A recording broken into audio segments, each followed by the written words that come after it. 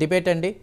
So ఏదేమైనప్పటికీ కూడా గత ప్రభుత్వంలో రోడ్ల పరిస్థితి అధ్వానంగా ఉంది, డెవలప్మెంట్ అని చెప్పారు, రోడ్లు కూడా వేయలేని పరిస్థితి, గర్భిణులు ఇబ్బంది పడ్డారు, హాస్పిటల్కి వెళ్ళడానికి స్టూడెంట్స్ ఇబ్బంది పడ్డారు. అలాంటి కష్టాలన్నీ ఇప్పుడు కూటమి ప్రభుత్వం వచ్చిన తరువాత వచ్చిన 6 నెలల్లోనే రోడ్లకు సంబంధించి దృష్టి కేంద్రీకరించారు. ఇక రానున్న 4.5 సంవత్సరాల్లో కూడా ఏపీకి మహర్దశే, ఏపీ డెవలప్ కాబోతుంది అనేటువంటి కామెంట్స్ వినిపిస్తున్నాయి. మరి అందరూ కూడా సభాష్ పవన్ కళ్యాణ్ అని అంటున్నారు. వైసీపీ వర్షన్ ఎలా ఉంది? సంతగారు మీకు ప్యానల్ ఉన్న పెద్దలకి, ప్రైమ్ 9 వీక్షకులకి, యజమానికి హృదయపూర్వక నమస్కారం అండి. సంధి గారు, గత మా హయాంలో 2019 నుంచి 24లో మరి ఏవైతే గిరిజన ప్రాంతాలు ఉన్నాయండి, విలేజ్లో ఉన్నాయండి, ఇటు వచ్చరికి నియోజకవర్గ స్థాయి, జిల్లా స్థాయిలో మరి సీసీ రోడ్లు ఇవన్నీ కూడా 90% మా యొక్క హయాంలో వేయడం జరిగింది. అంటే మేము దాదాపుగా గత ప్రభుత్వం మరి 2014 నుంచి 2019 లోపు వాళ్ళు 2500 నుంచి 3500 కోట్ల వరకు వాళ్ళు వెచ్చిస్తే రోడ్ల నిర్మాణానికి, మేము 7500 కోట్ల నుంచి 15000 కోట్ల వరకు కూడా రోడ్ల నిర్మాణాలకి మేము వెచ్చించడం జరిగింది. రోడ్లు కూడా మరి వేయడం జరిగింది. సో ఒకటే చెప్తా ఉన్నాం, కంపారిజన్ చేయండి.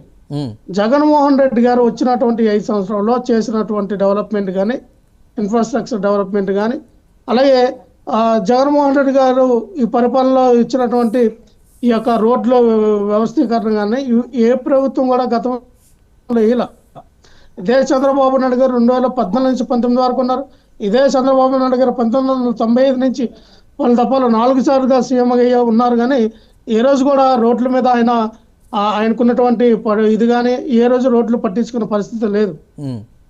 అయితే పవన్ కళ్యాణ్ గారు గతంలో 2018లో మరి పాడేరు, అరకులో ఆయన పర్యటించి అక్కడ ఉన్నటువంటి ఎవరైతే ట్రైబల్స్ ఉన్నారో వాళ్ళు పడుతున్నటువంటి బాధలు, వాళ్ళు పడుతున్నటువంటి వాళ్ళకి నీటి కొరత కానీ, రోడ్డు సౌకర్యం లేని ఇబ్బందిగా మరి అక్కడ ప్రజలు మోస్ట్ ఎక్కువ ఏంటంటే డోలు కట్టుకొని ఎవరైనా గర్భిణీ స్త్రీలు కానీ, లేదంటే ఎవరికైనా ఆరోగ్యం బాగోపోతే వాళ్ళు కింద దింపడం, పైకి తీసుకెళ్ళడం.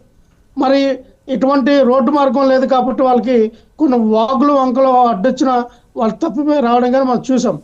సో వాటన్నిటిని కూడా కొన్ని ప్రదేశాల్లో ఇప్పుడు వచ్చి పవన్ కళ్యాణ్ గారు తీసుకున్న నిర్ణయాన్ని సో వెల్కమ్ చెప్తూ ఉంది. కానీ ఇది పేపర్ వరకు, ఓన్లీ స్టేట్మెంట్ల వరకు ఆగిపోతుందా? లేదు వీళ్ళు అన్నట్టుగా ఏదైతే వీళ్ళు మేము 30 కోట్ల రూపాయలు ఇప్పుడు ఇచ్చాం, ఖచ్చితంగా ఈ 9 నియోజకవర్గాల్లో మరి గిరిజన ప్రాంతాల్లో ఉన్నటువంటి 9 నియోజకవర్గాల్లో కూడా మేము డెవలప్మెంట్ చేస్తామా లేదా అనేది చూడాలా. ఎందుకంటే పండుగ చూస్తే మరొక 20 రోజుల్లో ఉందండి చందు గారు.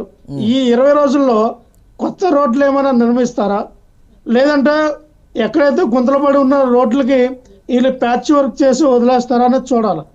ఖచ్చితంగా ప్రజలకు ఇచ్చిన హామీలని నిలబెట్టడంలో వీళ్ళు ముందుండాలి.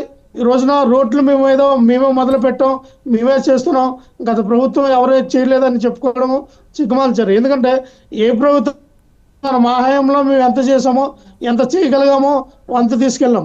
ఒకటే కాదు కదా, మేము చెప్పినటువంటి ఏవైతే నవరత్నాలు మేము ప్రకటించామో, నవరత్నాలు కాకుండా మిగతా ఆ పథకాలన్నీ కూడా చాలా గొప్ప పథకాలను మేము ప్రజలకు అందించడం జరిగింది.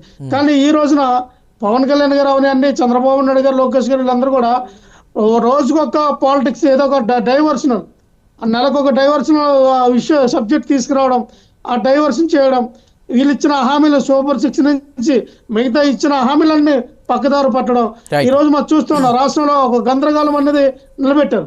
వీళ్ళేమంటారు, లేదు పవన్ కళ్యాణ్ గారి మాట నిలబెట్టుకున్నారు, చంద్రబాబు నాయుడు గారు రోడ్లు బాగానే వేస్తారు, కనెక్టివిటీ అనే విషయంలో పబ్లిసిటీ కాకుండా నిజంగానే మీరు కంప్లీట్ చేస్తే మంచిదే. రానున్న రోజుల్లో ప్రజలు హర్షిస్తారు, ఖచ్చితంగా మీరు మాట ఇచ్చారు, నిలబెట్టారు అనుకుంటారు.